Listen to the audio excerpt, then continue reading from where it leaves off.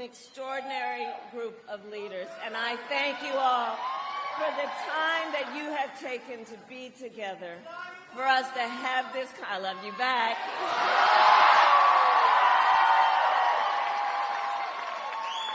I want to thank Governor Lewis of the Gila River Indian community and all the elected leaders here today, Representative Gallego, who could not be with us, but Arizona, let's send him to the United States Senate.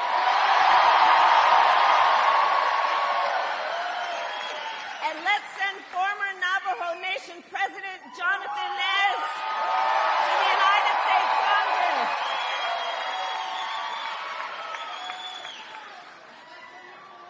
And let me say, it means so much to be back with the Gila River Indian community.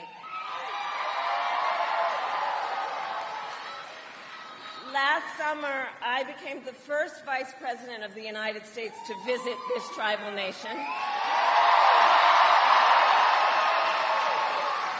And I strongly believe that the relationship between tribal nations and the United States is sacred, and that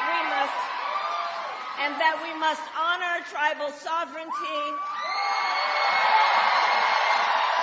embrace our trust and treaty obligations, and ensure tribal self-determination. And it is my promise as President of the United States, I will defend those principles always.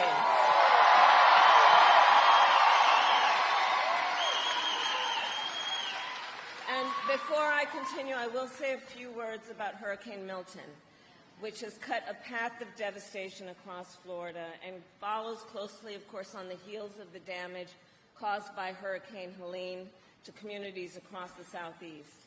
I know, as you do, that our heart goes out to everyone who has been impacted by these storms. Our administration has mobilized thousands of federal personnel across the region to work hand in hand with local and state officials to give folks the help they need. I have spoken with state, local officials, both Republican and Democrat, to let them know we will be with you every step of the way as you recover and rebuild. That is who we are. That is who we are. So moving forward, let me say that Arizona, look, we have just 26 days until Election Day. 26 days. And we are nearing the home stretch. And this will be a very tight race until the very end. And we are the underdog. We are the underdog.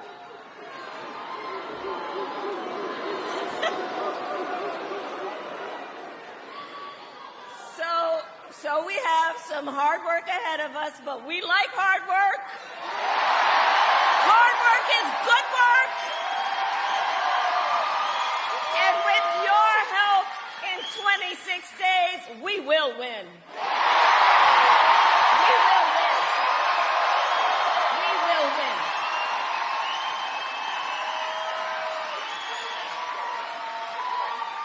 And y'all might have seen that just last night, Donald Trump officially ruled out any more debates. Now, I think it's a disservice to the voters. I also think it's a pretty weak move. But even if he will not debate, the contrast in this election is already clear. This election is about two very different visions for our nation. One, his, focused on the past. The other, ours, focused on the future.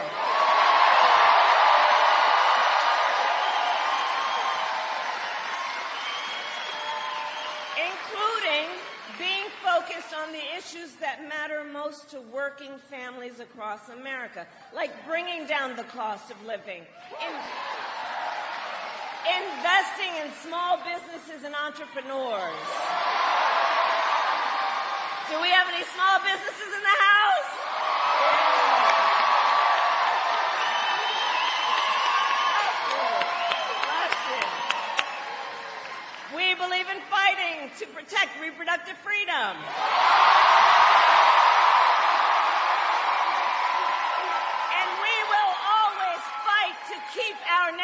secure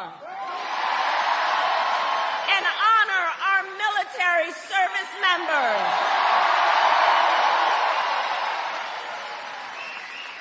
These and so many others are the issues that matter to you and your families, which is why you have taken the time out of your very busy lives to be here this evening.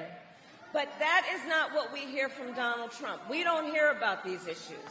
Instead, from Donald Trump, it's the same old tired playbook. He has no plans for how he would address the needs of the American people. He is only focused on himself. Well, folks, it's time to turn the page. It's time to turn the page. And America is ready for a new way forward.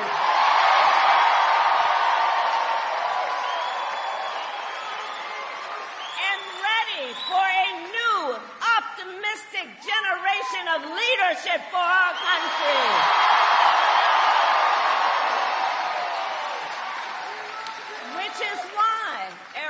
Which is why Democrats, Republicans, and independents are supporting our campaign. Because they know we need a president who works for all the American people. All the American people, because we know we have so much more in common than what separates us.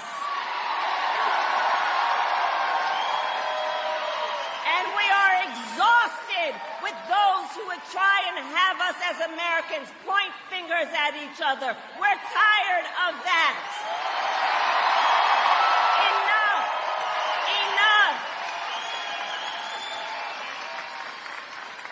And fighting on behalf of the American people has been the story of my entire career. I've only had in my career one client, the people.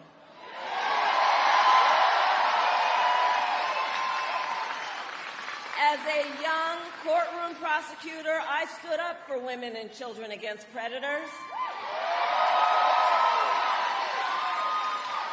As Attorney General of California, I took on the big banks, delivered $20 billion for middle-class families who faced foreclosure. I stood up for veterans and students being scammed by the big for-profit colleges. I stood up for workers being cheated out of their wages. I stood up for seniors facing elder abuse, and it is my pledge to you as President of the United States, I will always fight for all the American people.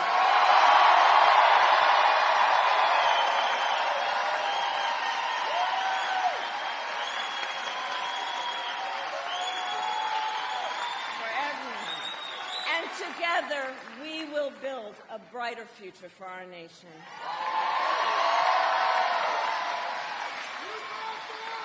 A future where we build, for example, what I call an opportunity economy, where everyone has the ability to compete and have a real chance to succeed.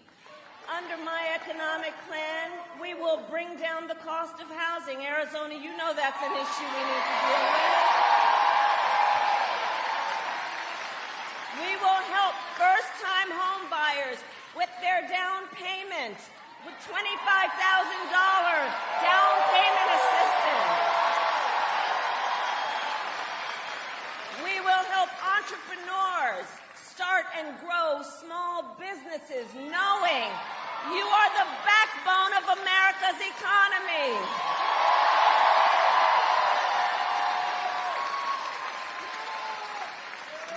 Expand health care in a way that makes Medicare cover home health care for seniors.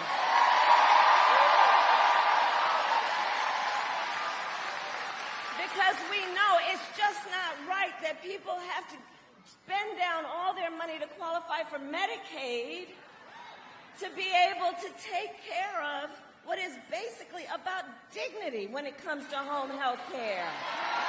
It's about dignity. And so part of my plan is to recognize you who are members of what we call the sandwich generation, who are taking care of your young children and your parents at the same time.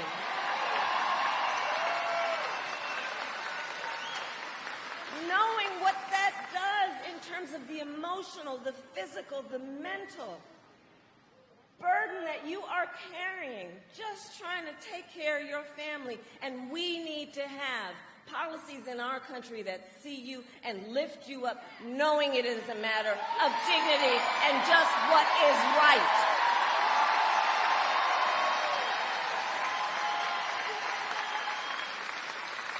We will lower the cost on everything from health care to groceries, taking on, for example, the issue of corporate price gouging. I've done it before, and I'm going to do it again.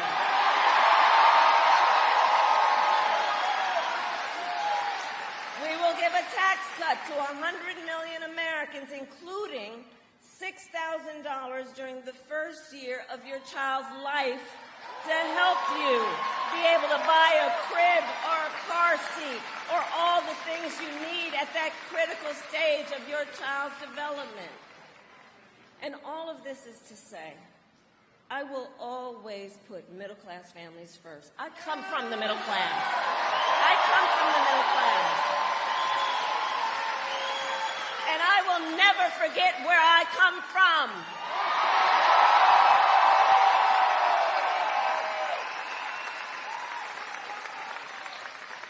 Now, Donald Trump has a different plan.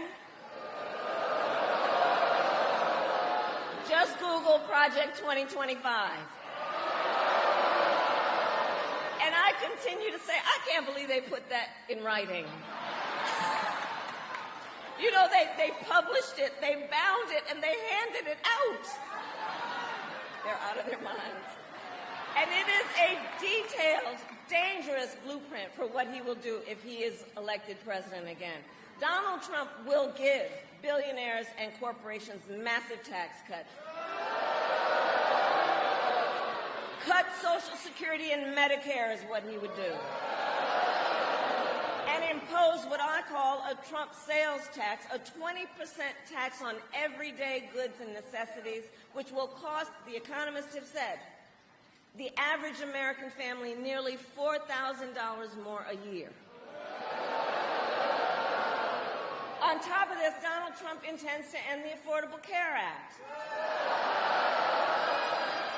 Now, Arizona, I was a member of the United States Senate during that time, when he was president and kept trying to get rid of the Affordable Care Act. And I'm going to tell you about one particular night, which has a direct connection to all of you. So that one night, it was late in the night. They were trying to get rid of the Affordable Care Act again, and it required one more vote to keep it intact. And that vote was the late, great John McCain.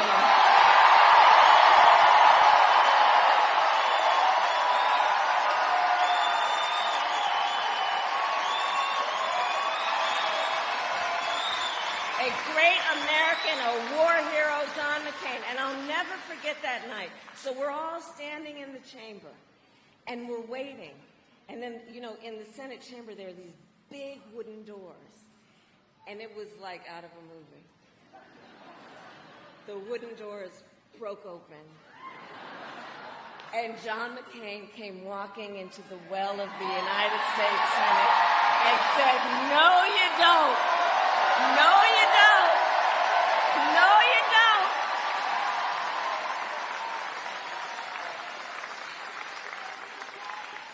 But Donald Trump is trying to get rid of the Affordable Care Act still. And here's the thing. He has no plan to replace it. Oh, you watched the debate. You watched the debate. So remember, he's got, quote, concepts of a plan. Concepts. Okay, so let's think about that. You know, I've said, because it's true, he is an unserious man. And the consequences of him ever being president again are brutally serious. Because think about this concept of a plan. So he's basically going to threaten the health insurance of 45 million Americans based on a concept. And take us back then to what? To the time when insurance companies had the power to deny people with pre-existing conditions? Well, we are not going back.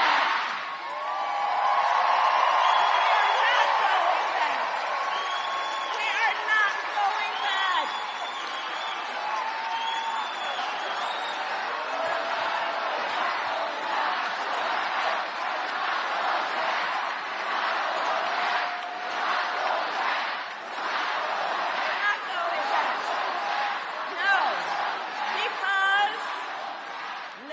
Because we will move forward. Because ours is a fight for the future, and it is a fight for freedom. Like the fundamental freedom of a woman to make decisions about her own body and not have her government tell her what to do. And we remember how we got here. Donald Trump, when he was president, hand-selected 3 members of the United States Supreme Court with the intention that they would undo Roe. And they did as he intended, and now more than 1 in 3 women in America lives in a state with a Trump abortion ban, including, right here in Arizona, 3.5 million women. And many of these bans, like the one in this state, have no exceptions even for rape and incest. It is immoral. And I know we all know one does not have to abandon their faith or deeply held beliefs to agree. The government should not be telling her what to do.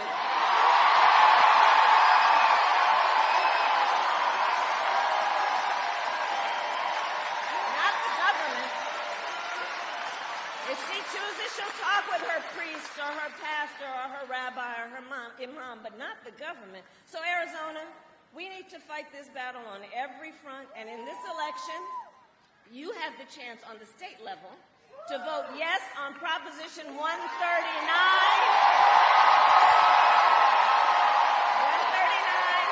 and protect your right to make your own health care decisions.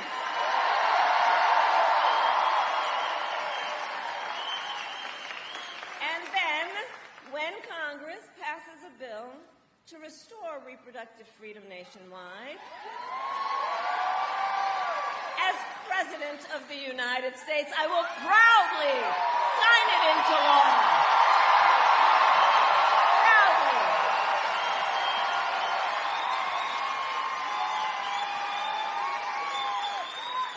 But look, in addition to that, I'm traveling around the country, and across our nation, guys, we are witnessing a full-on attack on hard-won, hard-fought freedoms and rights, fundamental freedoms and rights. Like the freedom to vote, the freedom to be safe from gun violence, the freedom to love who you love openly and with pride,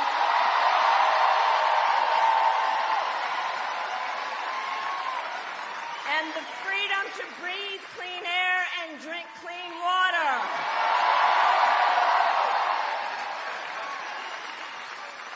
A topic that looms large here in Arizona, and I know that topic well. I worked on drought resilience for years and helped secure historic resources for communities across the West to invest in water infrastructure, water recycling, and water storage. And I promise you, as president, I will continue to invest in drought resilience so that communities like those across Arizona have what you need to thrive.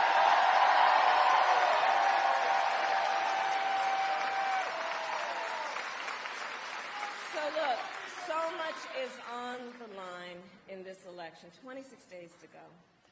And this is not 2016 or 2020.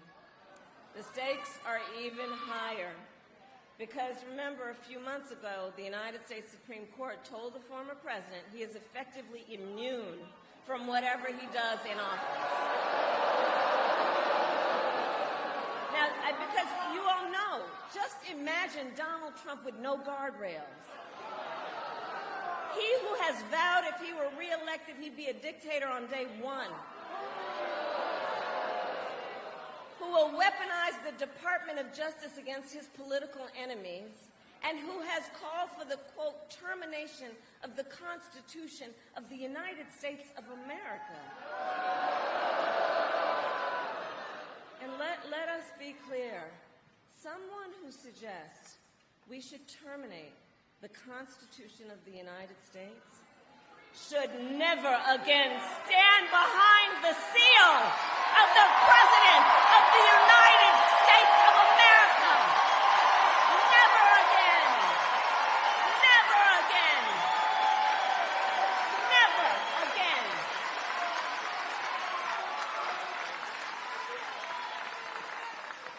So it all comes down to this. Generations of Americans before us have led the fight for freedom, and now the baton is in our hands. The baton is now in our hands because we here know what is at stake, and we love our country. We love our country. We love our country.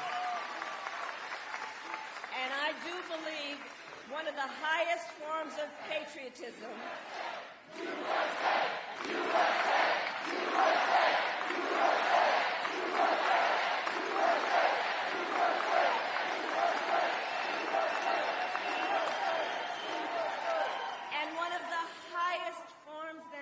patriotism, of the expression of our love of our country, is to fight for the ideals of our country and to fight to realize the promise of America.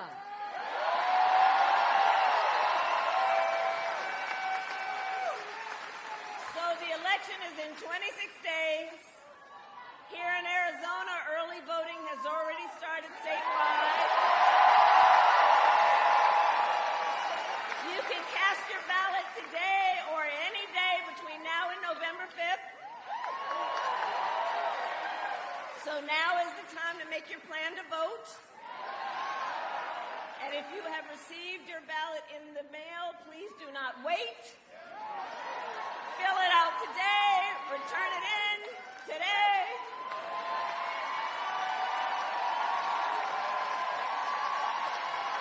I think some of you have. Because, folks, the election is here. The election is here, and we've got to energize and organize and mobilize. And please, let's always remember, your vote is your voice, and your voice is your power.